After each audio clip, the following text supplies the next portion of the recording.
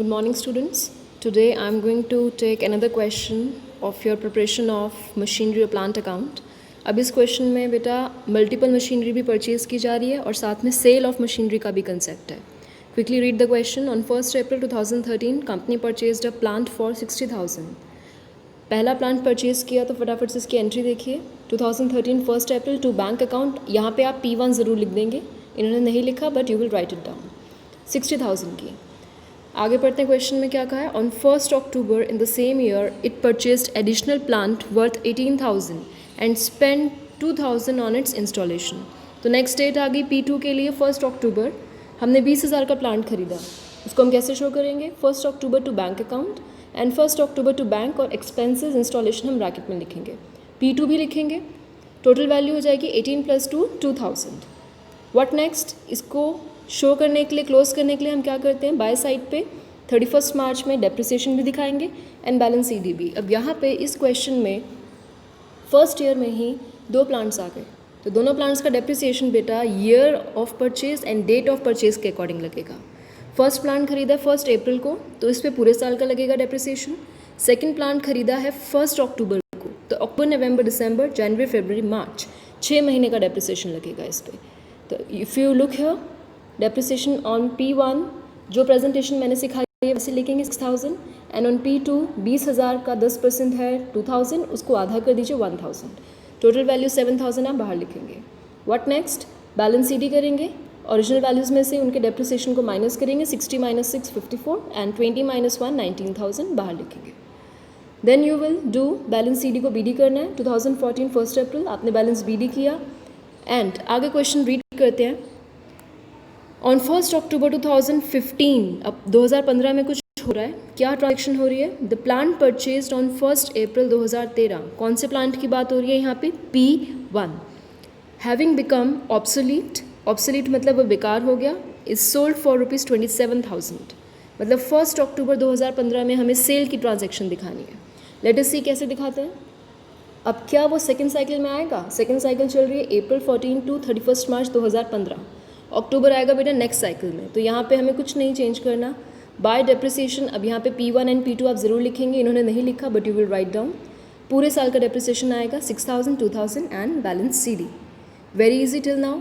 Next आपने CD को क्या करना है, बैलेंस BD 48,000 P1 P2 ज़रूर लिखेंगे एंड 17,000. अब 2015 1st April क्लोज होना था 2016 31 मार्च को, मगर उससे 2017 15 का क्लोजिंग था 2016 31 मार्च, मगर उससे पहले इसी साल में हमें कुछ ट्रांजैक्शन दिखानी है सेल की. ऑन 1st October 2015 और कितने में बेचा है, 27,000. तो ध्यान से समझिए अब सेल की वैल्यू कैसे शो करते हैं. सबसे पहले सेल डेट लिखते हैं 3 बारी. 3 बारी लिखने का मतलब क्या, 2015 1st October. टू बैंक लिखते थे बेटा जब हम मशीनरी परचेज करते हैं, तो अगर हम सेल कर रहे हैं तो वो आएगा बाय बैंक से, और यहाँ पे सेल वैल्यू आती है जितने की क्वेश्चन में गिवन है 27,000. P1 ज़रूर लिख दीजिएगा कि ये बैंक में कौन सा सेल हो रहा है, P1. सेकेंड आप इसका डेप्रिसिएशन लगाओगे जब तक वो फॉर्म में रही. अब आप बताइए अप्रैल से लेकर इस साल अक्टूबर तक कितने महीने हुए. अब आपको बैक काउंटिंग करनी है.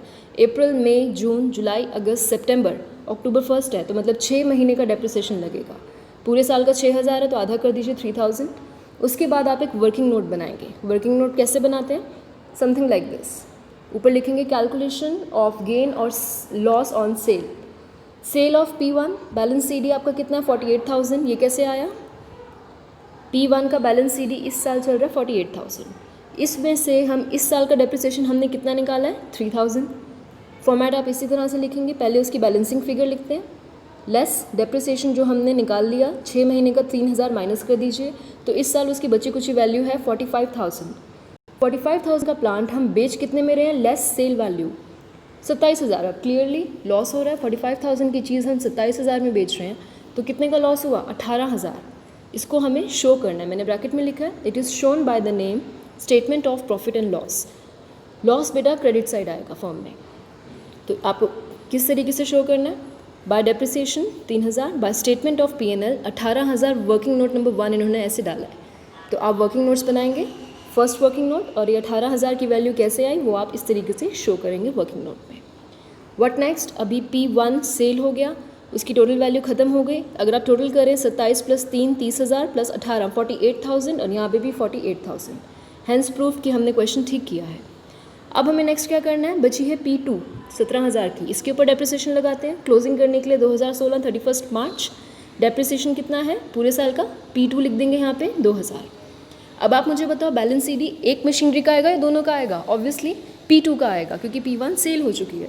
31 मार्च बाय बैलेंस CD P2 लिखेंगे। कितनी वैल्यू, 17 में से 2,000 गए 15,000, टोटल आपका मैच हो जाएगा।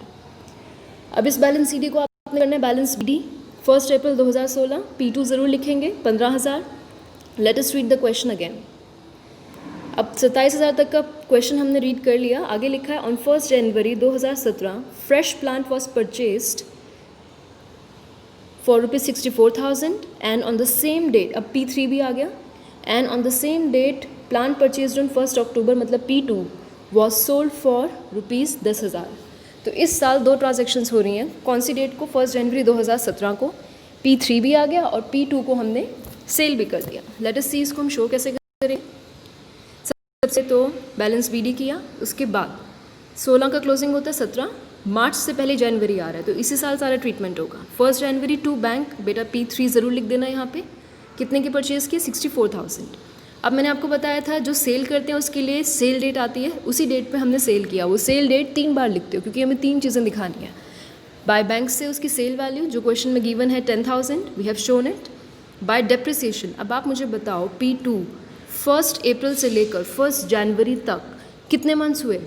अप्रैल मई जून जुलाई अगस्त सितंबर अक्टूबर नवंबर दिसंबर। जनवरी को काउंट नहीं करेंगे क्योंकि 1 है, तो कितने महीने हुए? 9 मंथ्स। इसका depreciation let's see. Balance CD is your 15,000 P2 का। डेप्रिसिएशन टिल 1 जनवरी, सेल डेट है आपकी 9 मंथ्स का, मैंने दिखा दिया 2,000 पूरे साल का था, इंटू 9/12 1500।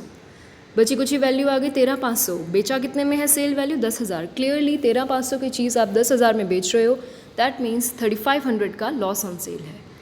हम इसे शो कैसे करते हैं? बाय डेप्रिसिएशन हमने शो किया कितने का, 1500। लॉस है, लॉस इसी तरफ आएगा credit side. 1 January by statement of P&L working note number 2 3,500 का हमने लॉस शो कर दिया। अगर क्वेश्चन में P3 नहीं होती तो आपका क्वेश्चन यही कंप्लीट हो जाता। अगर इस क्वेश्चन में एक और मशीनरी आ गई, अब बचा क्या, उसके ऊपर डेप्रिसिएशन लगाना है। तो 31 मार्च बाय डेप्रिसिएशन P3 ज़रूर लिखेंगे। अब P3 किस डेट पर आई है बेटा? 1 जनवरी। जनवरी से लेकर मार्च तक फॉरवर्ड काउंटिंग करनी है। कितने महीने रही? जनवरी फरवरी मार्च, 3 मंथ्स। तो यहाँ पे 3 मंथ्स का डेप्रिसिएशन आप लगाओगे 1,600। What next? इसका बैलेंस CD करेंगे। बाय बैलेंस CD P3 लिखेंगे, वैल्यू निकाली and then we will close it. इस बैलेंस CD को BD करेंगे, टू बैलेंस BD, यहाँ पे P3 ज़रूर लिख देना, नहीं लिखा but you will write it down. That's it, your question is done.